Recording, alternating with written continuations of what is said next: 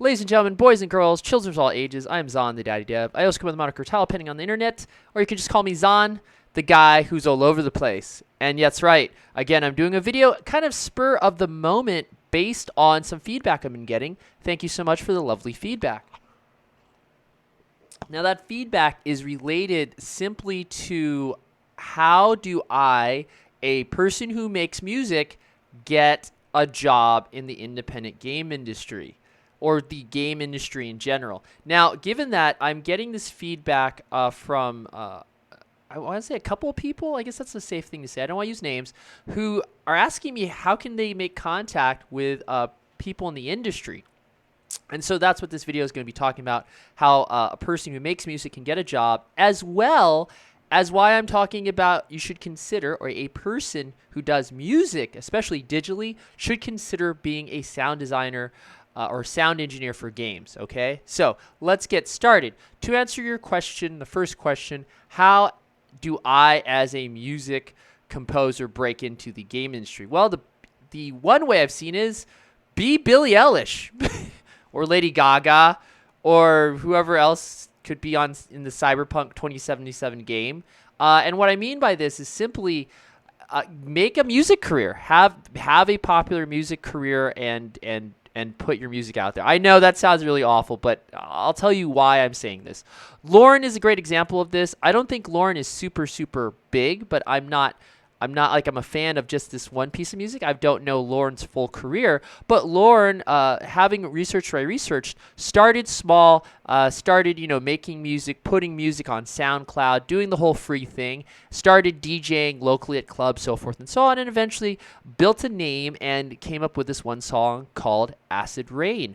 Acid Rain came out, and then the developers of The Last Night heard Lorn's music, loved Lorn's music, and would play it while they were making games. So that is kind of a terrible way to say it, but yeah, simply putting out content free at first, sadly, is probably the best way to do it, because you have to advertise. When people think about free is in the sense of advertising your skills and services to other people, so maybe you get discovered, like Lorn got discovered by the developers of The Last Night. Now, let me backtrack here. This is not a picture of Lorn, and I will put a link to this. This is this video talks about the making of The Last Night, and it actually shows a great example of how the sound designer, this person here, relates to music, relates to other sound effects like guns and doors opening, how he makes those effects, versus or in comparison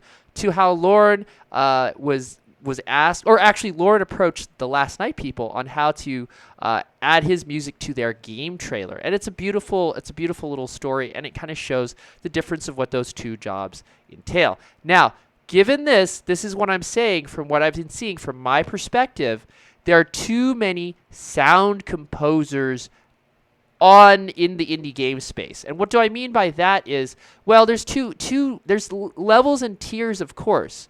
You have composers who make music for games that don't have a name for themselves or are not established, and thus they simply are on game jams where you should be. I'll be talking about that in a little bit. They're basically giving their music for free because they have a catalog of music they can't sell. Given that, where can I find a composer for my game? There are tons of places like SoundCloud's one, Freelancer, so forth and so on, sites for people finding musicians or composers to make music for their games. And the biggest problem that I have seen, this is my critique, is a lot of it sounds the same. There isn't really a particular set of music or musician that really stands out from the crowd. And also, note, if you're trying to break into the game scene, you will have to compete with other composers who have actual portfolios for making game music, okay, and actually have games and can show they can produce. I will say this is that, if I'm not looking for a composer, as I'm looking for a composer / sound designer. I'll talk about that in a little bit. And what I'm looking for is someone who can deliver high quality music in a short period of time. And having someone who's actually made music for games that might cost the same, right? Roughly, the prices are about the average out at some point. I'll probably go with that composer who actually has game experience, at least from my standpoint. However, I digress. Thinking back about the last night, how this this sound designer, sound engineer, has been in the project, has been on the project since the beginning, where it started as a game jam. And now I will be talking about why we need more sound designers and sound engineers / composers and less music people. So one of the big things, if a person is interested in breaking in as a person who does music composition, you really should consider how to make sound effects, because that's needed. I myself am a person who has looked at these various storefronts for sound effects and music, and one of my biggest problems is I can't find like that piece of sound or music that perfectly matches my games or the games I want to create. And that's where a sound designer or sound engineer could really help by making sure the gun that fires, even if it's a store-bought asset, matches the footsteps, matches the music, that it all is composed together as a unique sound experience for the games that I am working on and I want to make. So that's what I'm really looking for, is potentially a sound designer who I probably can't afford, and that's why I'm learning about sound design myself.